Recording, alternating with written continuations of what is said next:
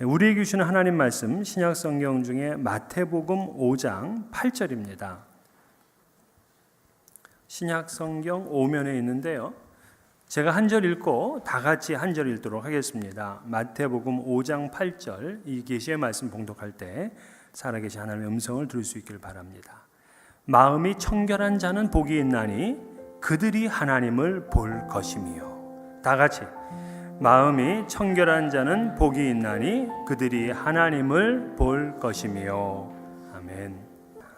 몇 해 전에 울산에 있는 현대자동차와 또 현대중공업을 방문을 한 적이 있습니다.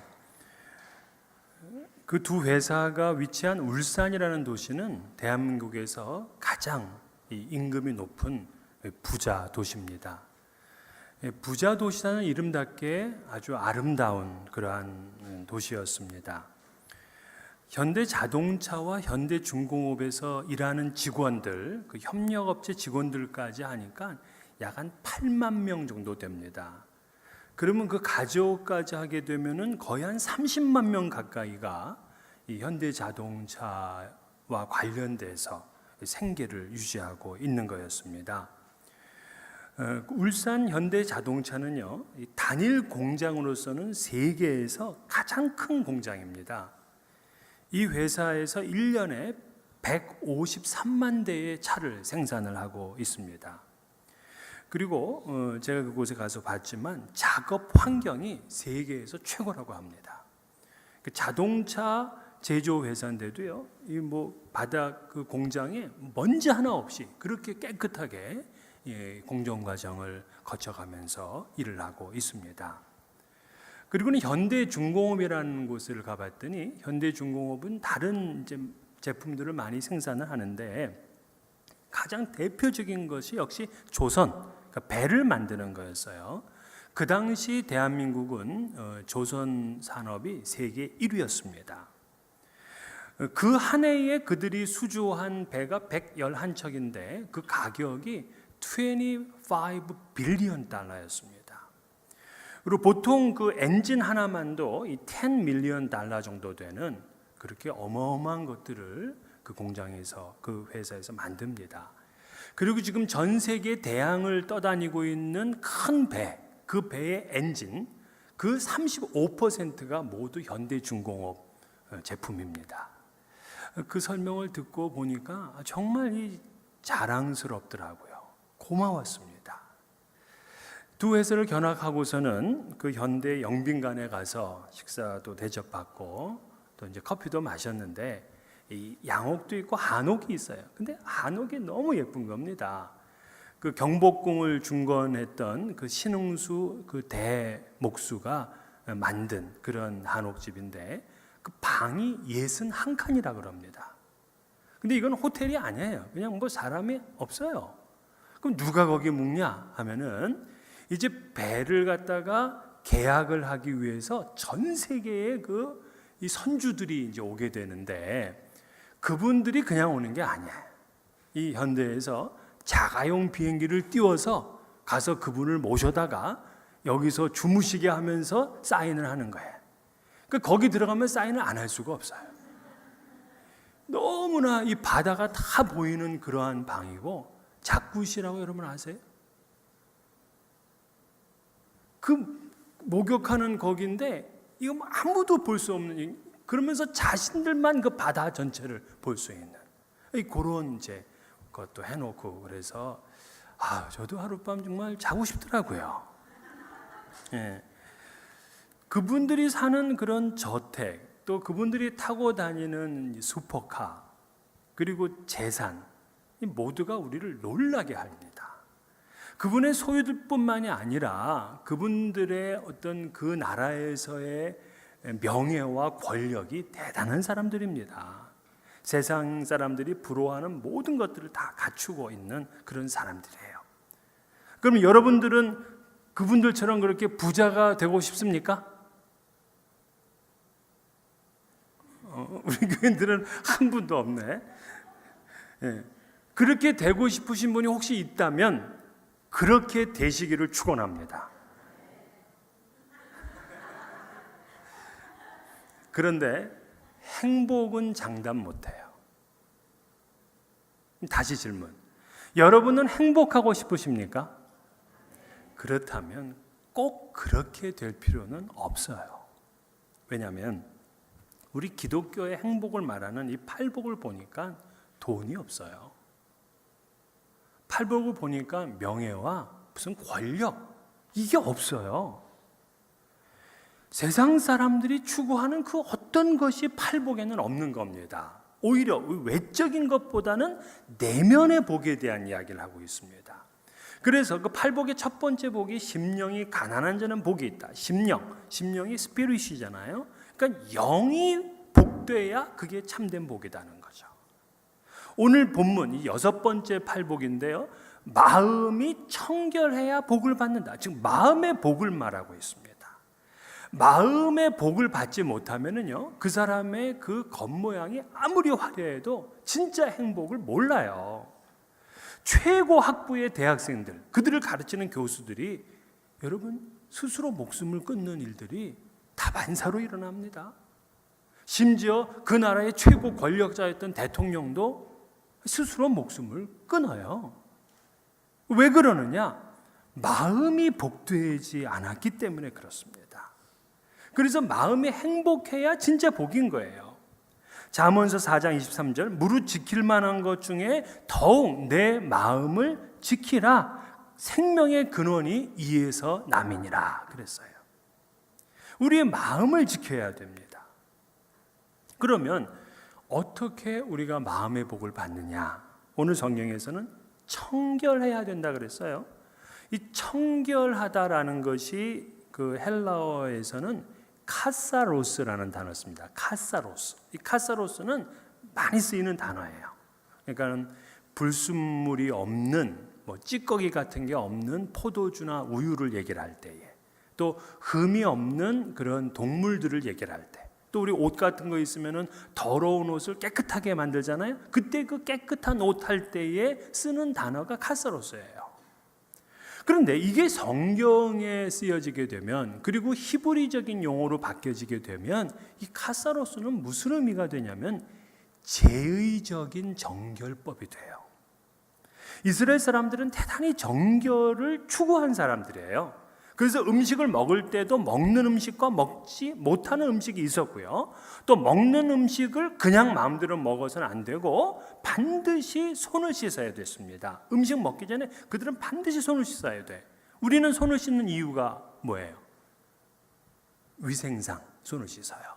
그러나 이스라엘 사람들은 제의상 손을 씻어야 돼요. 그래서 그 제의적으로 정결하지 못하면 음식을 못 먹어요. 그래서 그들은 손을 씻을 때, 우리는 손 씻는 방법 어떻게 해요?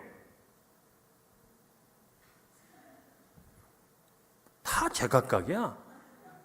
어떤 분은 비누질 해가지고 막 손톱까지 씻는 사람이 있고, 어떤 분은 그냥 물만 쭉 바르고 그냥 끝나는 분이 있고, 다 제각각이에요. 그런데 이 이스라엘 사람들은 손을 씻을 때도 방법이 있어요. 규칙이 있어요. 손을 이렇게 모아야 돼. 그래서 그 물이 이렇게 흘러나오면은요, 이 손가락 끝에서부터 팔꿈치까지 흘러가야 돼요. 이렇게 한 번은 흘려보내야 돼. 그런 다음에 이 손바닥을 비벼서 깨끗이 씻어. 그리고 끝이 아니라 다시 거꾸로, 이번에는 이 뒤에 팔꿈치부터 해서 손가락 끝으로 흘러가야 돼. 이렇게 되면 그 사람은 정결한 거예요. 음식을 먹을 수 있어요. 그렇지 않으면 그 사람은 부정하고 불결하게 됩니다. 대제사장이 1년에 한 번씩 지성소에 들어가잖아요. 그가 들어갈 때에는 몇 번 몸을 씻냐면 5번 몸을 씻어야 돼요. 그리고 그의 손과 발은 10번씩 씻어야 돼요. 그렇지 않으면 죽어요. 이게 정결법이라고요. 그러니까 구약의 정결은 주로 이렇게 외적인 차원이었어요. 제의법과 결례법을 잘 지키면 그는 정결한 사람이 되는 겁니다. 근데 예수님께서는 오늘 어디가 정결해야 되냐면 마음이 청결해야 된다고 말씀을 하고 있어요. 그러니까 정통파 유대인 입장에서는 그 마음에 교만이 차 있어요. 그 마음에 미움이 있어요. 그 마음이 불결해요. 그런데도 제의법을 다 지키면 이 사람은 청결한 거예요. 이게 유대인의 판별법이야.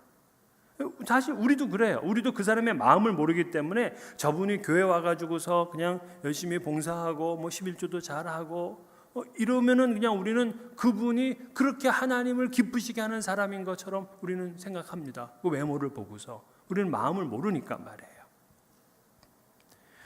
그러나 예수님의 관점에서는 마음이 청결하지 못하면 아무리 모든 율법의 결례법과 제의법을 지켰다고 하더라도 깨끗한 사람이 아니었어요.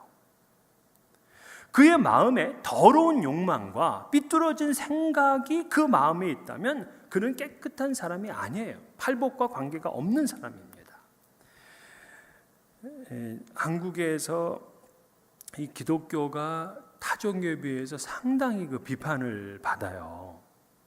참 마음이 아픈데 왜 비판을 받느냐? 여러분, 선행을 안 해서 비판받는 게 아니에요. 선행은 타 종교하고는 비교가 안 돼요.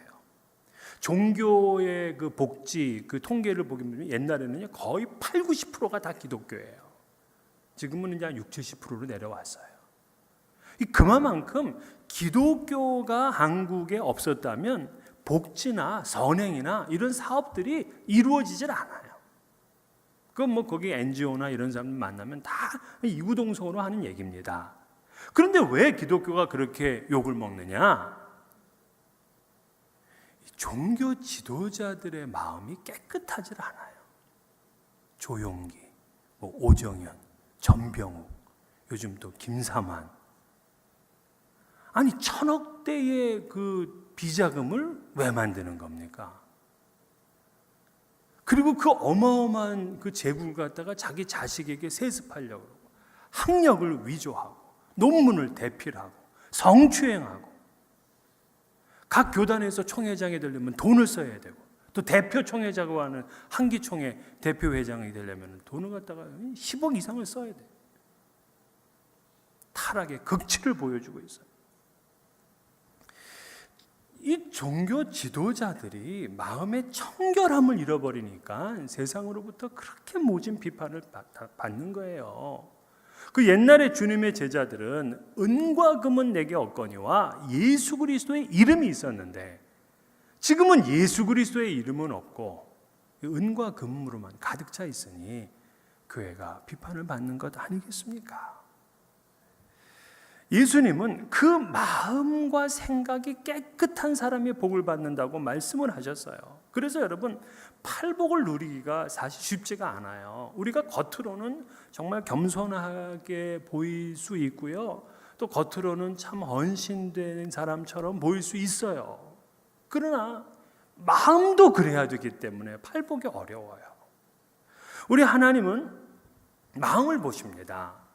그래서 잠언 24장 12절에 마음을 저울질하시는 이가 어찌 통찰하지 못하시겠으며 내 영혼을 지키시는 이가 어찌 알지 못하겠. 하나님은 우리의 마음의 무게를 단단 말이에요. 또 잠언 21장 1절 사람의 행위가 자기 보기에는 모두 정직하여도 여호와께서는 마음을 감찰하시느니라. 사람들이 볼 때는 정직한 사람 같지만 하나님은 그 마음을 감찰해서 그래서 마음의 청결함으로 인해 복을 받는 게 그렇게 어렵다는 거예요. 그래서 우리는요, 이 청결한 마음을 위해서 꽤 노력을 해야 돼요. 어떻게 우리는 청결할 수 있느냐? 사실 생각하면 어렵진 않지만 비우고 채우면 됩니다. 비우고 채우면 돼. 자, 그래서 먼저 이 비우라, 이 비움에 우리가 훈련을 해야 되는데요. 이 비움은 뭐를 얘기를 하냐면 죄의 인식과 회개의 삶을 이야기를 하는 거예요. 바리새인과 서기관들이 예수님께 와서 왜 당신 제자들은 장로들의 전통을 범합니까? 그러니까 즉 왜 떡을 먹을 때 손을 씻지 않습니까? 하고 이렇게 이제 물었어요. 그랬더니 예수님께서 입으로 들어가는 것이 사람을 더럽게 하는 것이 아니라 입에서 나오는 그것이 사람을 더럽게 하는 것이니라 하고 말씀하면서 그 마음에서 나오는 것들을 쭉 말씀을 하셨어요. 악한 생각, 살인, 간음, 음란, 도적질, 거짓 증언, 비방 이런 것들이 사람을 더럽게 한다는 거예요. 그래서 청결한 마음이 되려면은 내 자신이 더러운 죄인인 걸 알고 내 마음속에 있는 이 죄악들을 씻어내는 회개의 일을 해야 돼요. 우리가 음식을 먹을 때 손을 씻는데 그보다 더 중요한 것은 사실 매일 우리의 죄를 씻는 게 중요해요. 여러분, 카타르시스라는 단어 아시죠? 이 카타르시스는 제가 사전을 찾아보니까 이렇게 되어 있더라고요. 마음이 정화되고 쾌감을 느끼는 것, 이렇게 얘기를 했어요. 마음이 정화되고 쾌감을 느끼는 것. 이 카타르시스가 어디서 왔느냐? 바로 오늘 이 본문에 쓰인 청결, 카사로스라는 단어에서 온 단어가 카타르시스예요. 근데 이 카타르시스는 무슨 뜻을 가지고 있냐면 씻음이라는 뜻이 있어요. 씻음. 씻어야 마음이 청결해지기 때문에 그렇습니다. 이 씻음은 회개를 말하는 거죠. 죄 씻음을 체험한 사람은 그 어떤 것보다 큰 행복을 누립니다. 시편 32편 1절 2절 허물의 사함을 받고 자신의 죄가 가려진 자는 복이 있도다. 마음에 간사함이 없고 여호와께 정죄를 당하지 아니하는 자는 복이 있도다. 그렇습니다. 그러므로 우리는 먼저 이렇게 버리는 일을 해야 돼요. 내 죄를 깨닫고 씻어버리는 거예요. 회개하는 겁니다. 그러면 하나님은 마음이 상한 자를 가까이 하시고 중심에 통회하는 자를 불쌍히 여기시는 거예요. 그 다음에는 채우는 일을 해야 되는데 우리는 깨끗하다, 청결하다 그러면 그 안이 다 비어있다 이렇게 생각을 하잖아요. 그런데 오늘 여기서 청결은 이 클린은 비어있는 게 아니에요. 청결이라는 거는 내 마음을 비웠다 이렇게 얘기하는 분이 있는데 마음을 비웠다는 거는 불교적인 신앙이지 기독교적인 신앙이 아니에요. 씻고 비우는 것만 끝나는 게 아니라 거기에 채워 넣어야 돼요. 이 테스커 교수는 이런 얘기를 했는데요.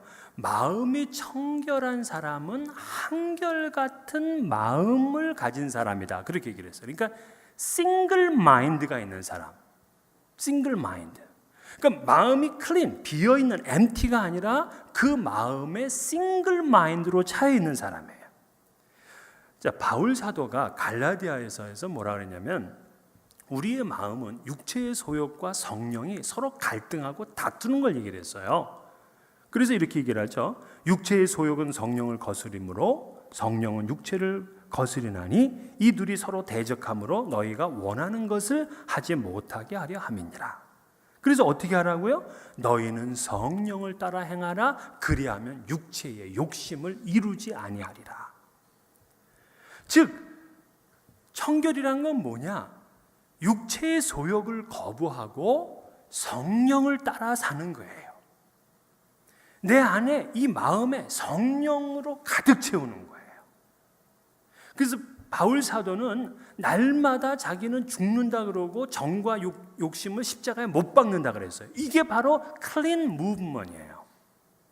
이게 정결 운동이에요.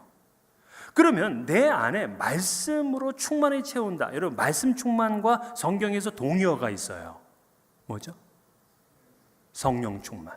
성령 충만과 동의어가 말씀 충만이에요. 그러니까 내 안에 성령 충만으로 채운다는 얘기는 말씀 충만으로 채운다는 거예요. 그래서 이 채우는 거는 말씀과 순종의 삶인 것입니다.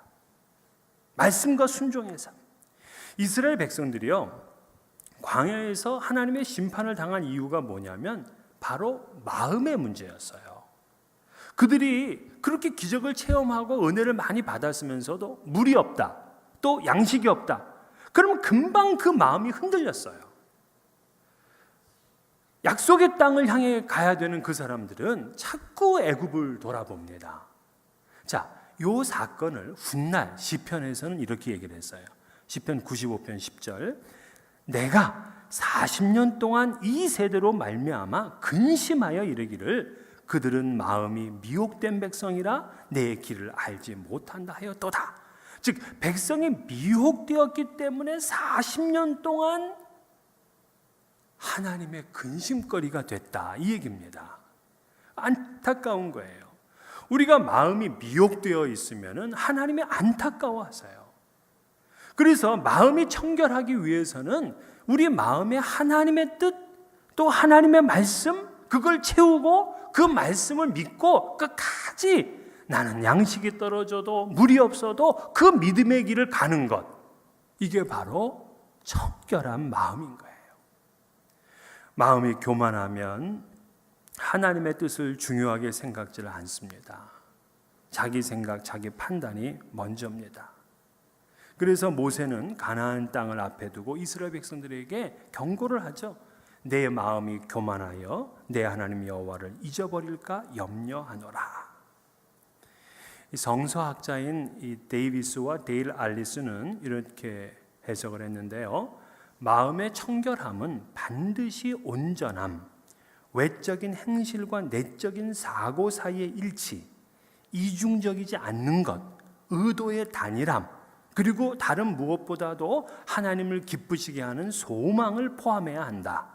더 간단히 말하면 마음의 청결함은 오직 한 가지, 하나님의 뜻을 우리의 온 존재 그리고 행위로 의도하는 것이다.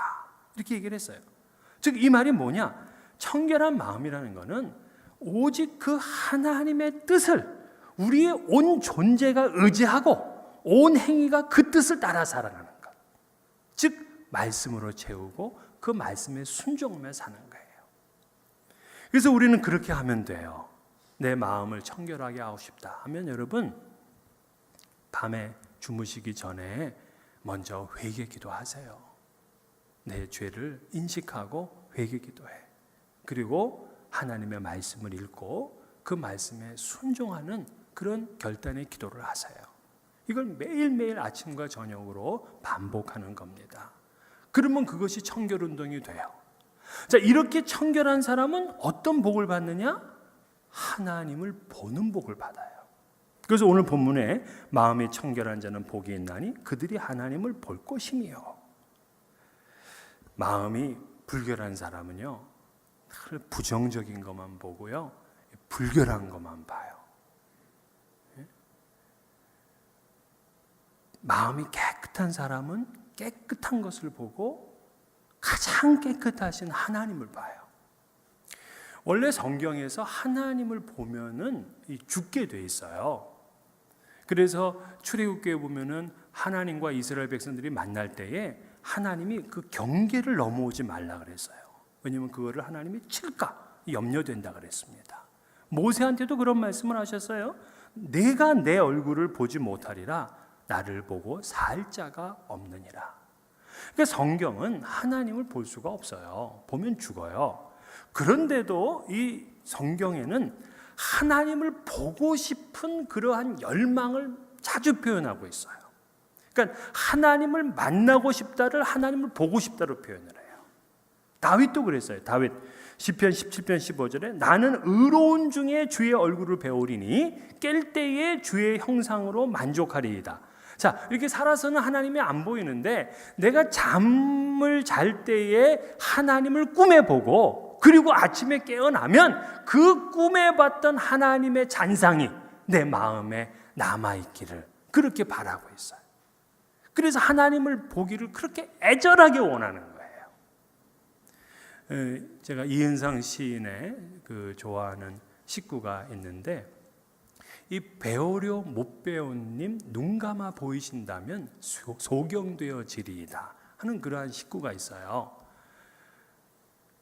이 님을 보고 싶은데 못 보는데 이 눈을 감으면 님이 보여. 그래서 나는 소경되고 싶다는 겁니다. 이렇게 하나님을 만나기를 사모하는 거예요. 야곱은 하나님의 얼굴을 볼 자격이 없는 사람이었어요. 그런데 야복 강가에서 천사와 씨름하고서 이스라엘이라는 이름을 얻었습니다. 그런 다음에 그가 천사를 만났던 그곳을 뭐라고 이름을 붙였냐면 브니엘이라고 그랬어요. 브니엘이라는 건 하나님의 얼굴이에요.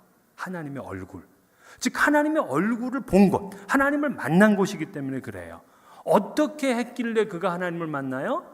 허벅지 관절이 끊어지고 그리고 하나님 앞에서 그가 무릎을 꿇었어요. 엎드렸어요. 우리의 삶에 이렇게 하나님 앞에 엎드리는 삶이 이루어지게 되면 그는 그 누구라도 그 사람이 사기꾼이든 도둑놈이든 죄인이든 하나님을 볼 수 있는 은혜를 얻게 돼요. 그런데 왜 우리는 우리의 이 삶 가운데서 이렇게 하나님을 못 보는가? 여러분, 마음이 청결한 사람들은요, 가난 가운데도 하나님을 보고요, 고통 가운데도 하나님을 보고요, 일터에서도 하나님을 보고요, 운전하면서도 하나님을 봅니다. 집에서 살림하면서도 하나님 봐요. 왜? 그 마음이 청결하니까. 근데 교회에 와서도, 하나님의 임재로 가득 찬 이 성전에 와서도 하나님을 못 보는 사람이 있어요. 예배가 은혜 안스러워서? 미워하는 사람이 있어서? 아니요. 마음이 청결하지 않아서 그래요. 내 마음이 청결하면 그는 어디서든지 하나님을 봅니다. 그게 축복이고 그게 약속이에요. 근데 우리는 이 마음 속에 그 싱글 마인드가 아니에요. 육체의 욕심들이 있어요. 세상에 자랑거리들이 있어요. 교만해요. 죄를 짓고 있어요. 돈을 사랑해요. 이런 다른 불순물들이 이 안에 있기 때문에 우리가 깨끗하게 하나님을 만나지를 못해요. 청결한 마음으로야 하나님을 만날 수 있습니다. 시편 24편 3절 4절 여호와의 산에 오를 자 누구며 그의 거룩한 곳에 설 자가 누구인가? 곧 손이 깨끗하며 마음이 청결하며 뜻을 허탄한 데 두지 아니하며 거짓 맹세하지 아니하는 자로다.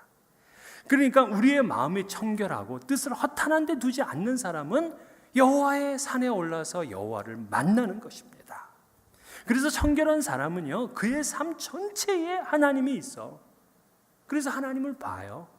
그러다가 주께서 부르시면 우리는 하나님의 보좌에 이르러서 그 영광스러운 하나님을 봅니다. 아멘. 그게 약속이에요.